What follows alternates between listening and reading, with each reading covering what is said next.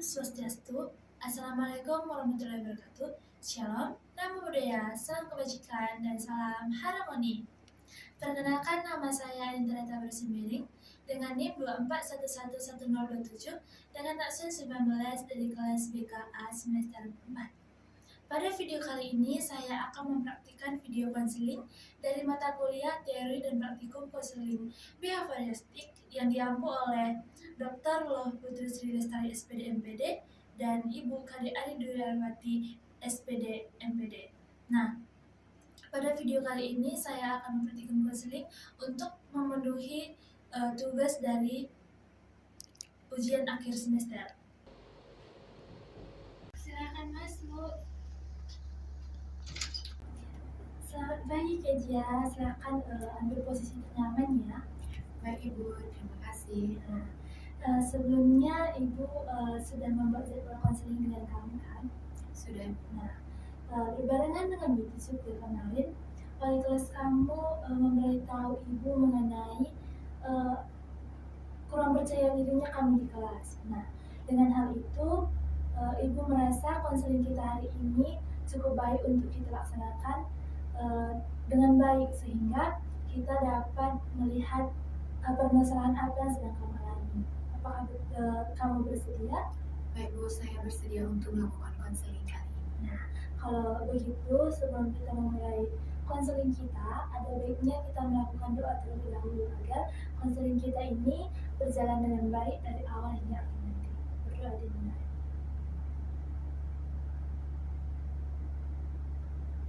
Berdoa selesai. Nah, ini ingin bertanya terlebih dahulu. Mungkin perasaan kamu saat pertama konseling ini bagaimana? Perasaan saya mungkin karena ini baru pertama kali itu saya merasa gugup Bu. Nah, kamu tidak perlu gugup, ambil saja posisi ternyamanmu dan sehingga konseling ini bukan menjadi beban untuk kamu, tetapi sebagai sumber untuk mengeluarkan segala yang pikiran-pikiran yang tidak enak itu di dalam diri kamu. Yang pertama itu Ibu ingin menjelaskan mengenai bagaimana asas konseling kita. Nah, asas konseling itu ada beberapa. Nah, Ibu ingin menjelaskan yang pertama itu ada asas kerahasiaan. Jadi segala cerita atau apapun yang ingin kamu ceritakan hari ini tidak akan Ibu sebar. Nah, kemudian ada juga asas keterbukaan.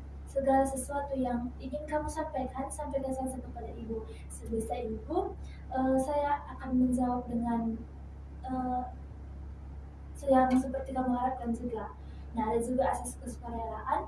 Kamu jika tidak ingin memberi jawaban yang ingin saya memberi jawaban yang dari saya minta, kamu tidak juga dipaksa. Jadi konseling ini berpusat pada diri kamu, di mana kamu tidak perlu merasa terbebani saat konseling, dan Ibu harapkan konseling ini membuka keterbukaan untuk diri kamu. Sampai di situ apakah kamu paham? Baik Bu, saya sudah paham apa aja asas-asas yang ada dalam konseling kita kali ini. Nah, berikutnya itu ada juga kontraknya, di mana konseling kita ini kita akan lakukan di antara 20 sampai 30 menit setiap sesinya. Nah, jika nanti waktunya sudah sampai, bisa kita lanjutkan beberapa minggu ke depan atau beberapa hari ke depan lagi. Kemudian itu setiap permasalahan kamu izinkan Ibu untuk mencatat mengenai hal yang kamu alami. Apakah kamu dapat bersedia? Baik Bu, saya bersedia. Nah, kalau begitu kita mulai konseling kita mulai dari permasalahan kamu, di mana permasalahan yang saya dengar itu kamu mempunyai kurang percaya diri di depan kelas. Nah, saat kita melakukan jadwal konseling juga kemarin, kamu memberitahu Ibu bahwa kamu ingin konseling mengenai kurangnya percaya diri kamu. Nah, untuk lebih lanjutnya, bolehkah kamu menceritakan ke Ibu mengenai permasalahan yang kamu alami itu seperti apa? Baik Bu, di sini saya akan bercerita tentang masalah yang saya alami. Jadi saya itu merasa kurang percaya diri saat berada di depan kelas Bu, karena mungkin karena saya takut salah, takut ditertawakan oleh teman-teman sih Bu. Itu sih permasalahan yang membuat saya kurang percaya diri tampil untuk di depan banyak orang, terutama di depan kelas. Nah, Ibu paham permasalahan kamu ini muncul dari dalam diri kamu sendiri, di mana itu kurang percaya diri akibat tekanan dalam diri kamu, misalnya ada rasa takut, rasa malu. Nah, dalam konseling ini sepertinya ibu akan memberi teknik self management, di mana ini kamu harus memahami dirimu terlebih dahulu agar kamu bisa melakukan perubahan itu. Nah, saat kamu eh, saat perasaan kurang percaya diri itu muncul, apakah ada rasa takut, rasa malu, atau bagaimana perasaan kamu? Mungkin dalam rasa kurang percaya diri itu mungkin saya sering merasa takut Bu, takut ditertawakan oleh teman-teman ketika saya salah, dan mungkin dari rasa takut itu nanti muncul rasa malu saya Bu. Nah, itu umum sekali terjadi pada siswa-siswa seperti kalian. Sebelum itu, apakah kejadian ini sering terjadi dalam diri kamu, atau hanya beberapa kali, atau hanya sekali saja sudah membuat kamu kurang percaya diri? Apakah sudah terjadi berkali-kali? Mungkin kejadian ini sering terjadi sih Bu, apalagi saat saya berada di kelas, saat guru menyuruh saya ke depan, itu pasti saya merasa langsung takut sih Bu. Nah, dari permasalahan yang kamu alami, apakah ada hal-hal yang melatar belakangi kurang percaya diri itu selain rasa takut atau rasa cemas, misalnya kamu pernah ditertawakan atau bagaimana? Jadi Bu, perasaan kurang percaya diri saya itu muncul saat saya menduduki bangku SMP, saat saya sedang ingin menjawab pertanyaan dari guru, dan ketika saya menjawab pertanyaan itu, ya Bu, memang pertanyaan yang saya jawab itu salah. Jadi dari situ saya mulai ditertawakan oleh teman-teman, dan dari situ saya merasa malu dan kurang percaya diri, dan sudah takut untuk tampil di depan semua banyak orang. Dan saya mengingat bahwa saya pernah itu ditertawakan. Nah, dari jawaban kamu, ibu juga ingin bertanya, apakah saat kamu menjawab pertanyaan itu, apakah kamu selalu salah atau pernah juga menjawab benar atau bagaimana? Mungkin pernah juga sih Bu, saya menjawab pertanyaan dengan benar. Nah, itu buktinya bahwa kamu tidak selalu salah. Buktinya itu kamu bisa melakukan perubahan jika kamu menyadari kesalahan kamu itu. Nah, yang pertama itu ibu ingin bertanya lagi, apakah perilaku kurang percaya diri ini membantu atau bahkan tidak ada gunanya dalam diri kamu? Misalnya jika membantu itu kamu bisa menghindar, tidak ada gunanya kamu malu atau bagaimana? Mungkin dari rasa kurang percaya diri ini lebih mengganggu kehidupan saya sih Bu. Saya merasa jadi dikucilkan, atau saya merasa takut untuk tampil gitu. Nah, dapat ibu tadi jika rasa takut dan malu itu sudah, itulah yang membuat kamu kurang percaya diri. Nah, jika begitu, dari konseling kita ini kamu harus menerapkan beberapa hal. Yang pertama itu kamu harus melakukan self monitoring. Di mana self monitoring itu yang pertama kamu harus mencatat mengenai perilaku kapan saja dan apakah sering atau jarang, sehingga kurang percaya diri itu kamu atasi dengan kamu bisa atau semangat pada dirimu sendiri. Kemudian itu self evaluation, dimana dari pencatatan yang sudah kamu lakukan itu kamu memberi contohnya seperti semangat dalam bentuk reward kepada diri kamu. Nah, dimana saat kamu sudah menjawab pertanyaan dengan benar, kamu harus membuat satu pencapaian diri kamu. Tidak usah dulu dalam bentuk hal yang besar.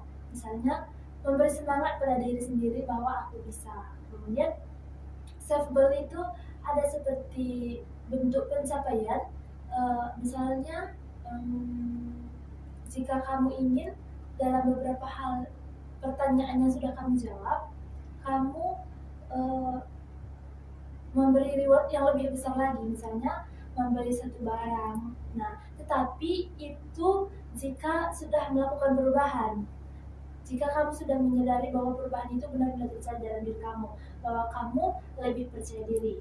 Nah, apakah saran dari ibu dapat kamu terima atau ada hal yang ingin kamu tambahi untuk langkah perubahan yang kamu lakukan?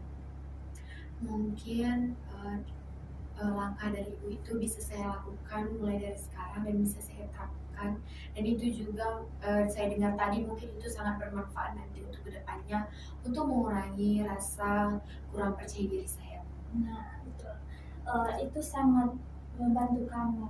Nah, kemudian juga itu ada self rewardment, di mana itu ada memberi penghargaan, tetapi setelah benar-benar perubahan itu terjadi. Contohnya, memberi semangat pada diri sendiri, seperti contohnya itu saya bangga dan sudah mencoba dengan baik. Tetapi itu lakukan ketika kurang percaya diri kami itu sudah hilang.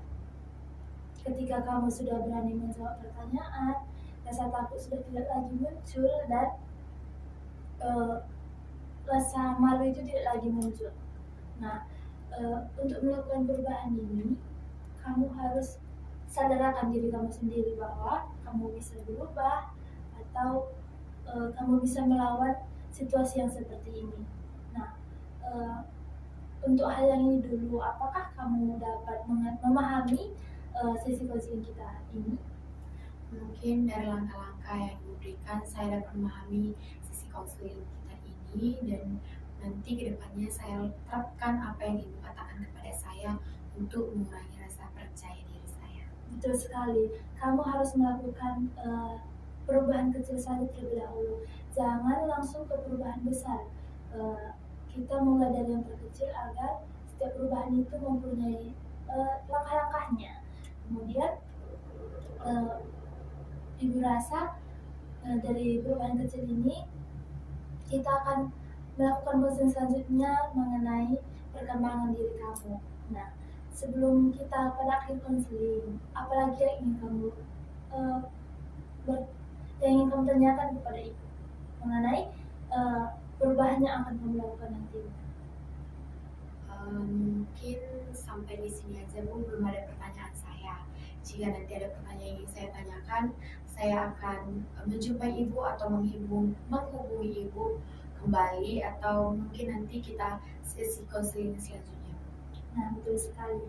Dapat ibu tarik kesimpulannya, konseling kita ini nantinya akan menghasilkan itu kamu lebih memahami diri kamu sendiri, kemudian lebih berani mencoba dan memberi perubahan kecil pada diri, dan yang ketiga itu memiliki strategi untuk mengatasi rasa takut. Nah, maksudnya ini jangan menghindar.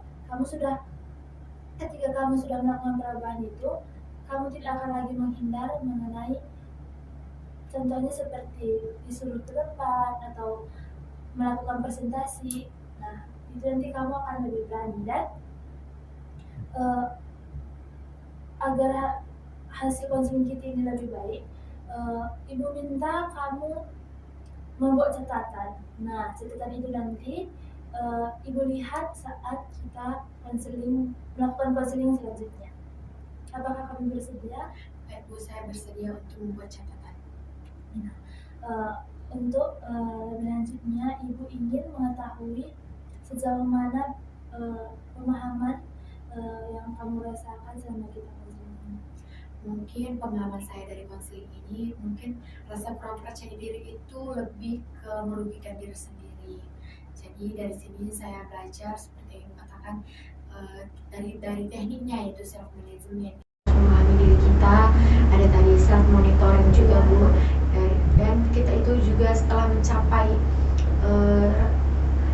gimana ya Bu, setelah mencapai suatu hal yang merasa benar, itu saya harus memberikan reward kepada diri saya. Nah, betul sekali. Ibu melihat kamu sudah memahami mengenai konseling hari ini. Nah, sehingga dari hal itu ibu menutup konseling kita hari ini, dan terima kasih banyak sudah mau berbagi dengan Ibu, mau melakukan perubahan itu. Sehingga Ibu rasa kita masih perlu melakukan konseling di minggu selanjutnya. Nah, saya percaya bahwa kamu pasti mampu melakukan perubahan itu. Dan jika nanti ada sesuatu yang kamu inginkan atau kamu tanyakan, Ibu siap untuk menjawab ataupun memberikan menjawab pertanyaan yang kamu tidak kurang pahami tersebut. Dari konseling kita ini, Ibu mengucapkan terima kasih dan semoga hasil konseling kita hari ini dapat berjalan dengan lancar. Baik Bu, terima kasih. Mungkin perasaan saya juga sudah sedikit lebih lega dan saya juga sudah memiliki niat untuk mengurangi rasa kurang percaya diri pada diri saya. Nah, itulah hasil yang konseling yang kita inginkan, di mana kamu sudah mempunyai perasaan lebih lega dan melakukan perubahan nantinya. Nah, jika apakah masih ingin ada kamu tanyakan? Untuk saat ini saya tidak memiliki pertanyaan Bu. Mungkin nanti saat saya menjalaninya saya akan tanyakan di sesi konseling selanjutnya. Nah, kalau begitu terima kasih, dan tadi kita memulai konseling dengan doa, sekarang kita tutup lagi dengan doa.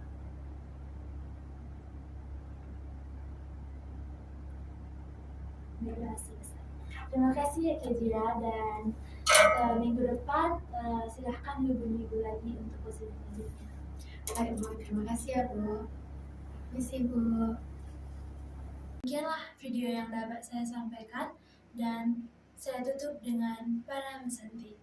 Om Santi Santi Santi Om. Assalamualaikum warahmatullahi wabarakatuh. Shalom, Namo Buddhaya, salam kebajikan dan salam harmoni.